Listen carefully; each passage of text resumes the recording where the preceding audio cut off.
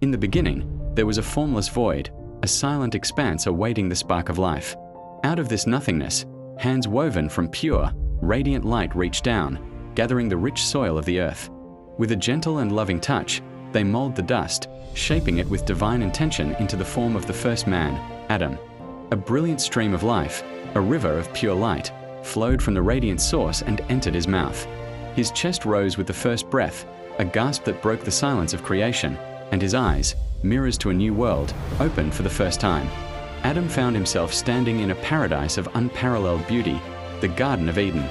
It was a lush, vibrant world, teeming with life, yet he was the sole human presence. A look of profound awe spread across his face as he wandered through verdant fields and ancient forests. Animals, peaceful and without fear, approached him with gentle curiosity. He walked among lions that lay with lambs, a steward in a world crafted in perfect harmony, yet a sense of solitude lingered in the vast, empty splendor of his home. Sensing his solitude, the radiant light caused a deep and dreamless sleep to fall upon Adam. The hands of light descended once more, gently touching his side. From his body, a single rib floated out, glowing with an inner luminescence. The hands began to shape the bone, and as the form of Eve took shape, her developing figure was enveloped in a soft, ethereal glowing effect, with the light from the hands gently illuminating her silhouette. A separate stream of divine essence then breathed life into her, and her eyes gently fluttered open, reflecting the same wonder that had filled Adam's. Adam awoke from his slumber and beheld Eve. In the vast, beautiful garden, they were no longer alone. They stood before each other, the first man and the first woman, their gazes meeting with a sense of pure joy, recognition, and an unspoken promise of companionship.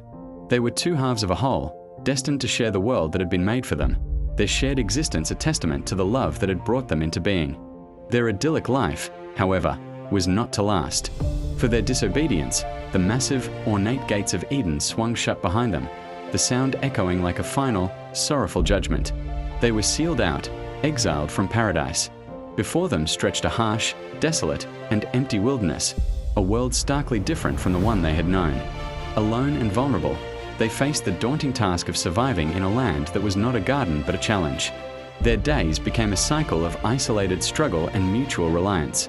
A montage of their new life unfolds. Eve, with determined focus, forages for edible plants among thorny bushes, learning the earth's secrets through trial and error. Adam, his hands now calloused, carves a crude but effective spear from a fallen branch, his brow furrowed in concentration. Together, they search for clean water, their shared thirst a powerful motivator, and they labor to build their first fire, its flickering warmth a small victory against the encroaching darkness.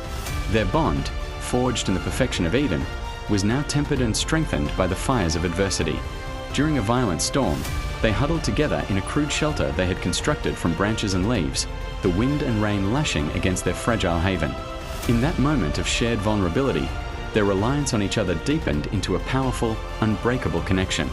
They were no longer just companions in paradise but partners in survival, their shared hardship weaving their souls together more tightly than ever before. And so, it was upon this new earth that they began to build a life, a testament to the resilience of the human spirit. The final scene shows a long shot of just Adam and Eve, standing together on a small patch of land they have cultivated in the midst of the vast, untamed wilderness. They hold hands, their faces etched with the lines of hardship but also filled with a quiet strength and a new hope. As they watch the sun set, casting long shadows across their small domain, they stand not as exiles in a barren land, but as pioneers at the dawn of a new world.